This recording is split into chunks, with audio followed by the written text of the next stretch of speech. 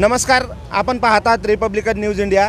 आज आपल्यासोबत आहेत भीमशक्ती सामाजिक संघटनेचे युवा अध्यक्ष विजय हिंगे। आज आपण त्यांच्याशी बातचीत करणार आहोत। विजयजी, काय प्रकरण आहे राजीव गांधी प्राणी संग्रहालयाचं, कशासाठी आलेले आहेत आपण इथं? काल रात्री 4:30च्या दरम्यानमध्ये या राजीव गांधी प्राणी संग्रहालयामधील सचिन ह्या बिबट्याचं नाव होतं। हा प्राणी तिथला एक जो बार होता तो बार वाकल्या गेल्यामुळे त्या बिबट्या तो बाहेर जाऊ शकला।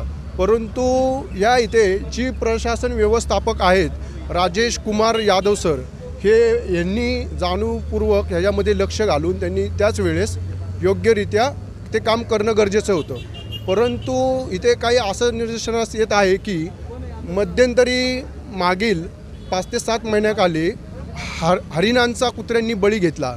ह्या संपूर्ण कामकाजावरनं राजीव गांधी प्राणी संग्रहालयात येथे असं दिसून येत आहे येथील प्रशासन व शासन झोपले गेलेलं आहे। इथले जे व्यवस्थापक आहेत त्यांच्यावर योग्यरित्या कायदेशीर कारवाई करणं गरजेचं आहे। येथील मालमत्ता संपूर्ण जे काही शासन व प्रशासन पुणे महानगरपालिका व्यवस्थापक जे काही देतं त्याच्यावरती पाणी घालण्याचं काम हे व्यवस्थापक इथले करत आहेत असं यावरती दिसून येत आहे। त्याचबरोबर येथील 167 एकर पट्टा आहे। ह्या 167 एकर पट्ट्यामध्ये इतर काही प्राणी मंकी, कॅट, डॉल्फिन, इतर काही सर्प यांचाही याच्यामध्ये समावेश आहे।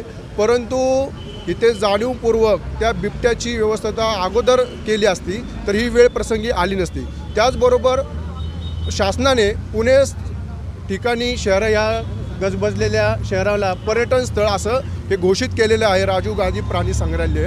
ह्या प्राणी संग्रहालयामध्ये दररोज पुणे शहरातील व इतर जिल्ह्यातील व तालुक्यातील सहली भेट देत असतात। या अशा वेळेस जर ह्या बिबट्या बाहेर पडला असता तर मनुष्यहानी झाली असती तर ह्याला प्रशासन व व्यवस्थापन जबाबदार ठरेल। परंतु अन्यथा प्रशासनाने यांच्यावर योग्यरित्या व्यवस्थापकांवर कारवाई केली नाही तर भीमशक्ती सामाजिक संघटनेच्या वतीने तीव्र आंदोलन करण्यात येईल आणि लवकरात लवकर शासनाने व्यवस्थापकांवरती योग्यरित्या कारवाई करावी आणि तसंच लवकरात लवकर त्या बिबट्याचा शोध ह्या 167 एकरमध्ये घेण्यात यावा आणि नागरिकांना त्याचा श्वास मोकळा घेण्यात यावा। परंतु या भागामध्ये बिबेवाडी, इंदिरानगर, कात्रज, अप्पर, गोकुळनगर, कोंडवा, मुंडवा हा परिसर गजबजलेला असून येथील नागरिकांच्या मनामध्ये अतिशय भीतीचं मनामध्ये वातावरण निर्माण झालेलं आहे।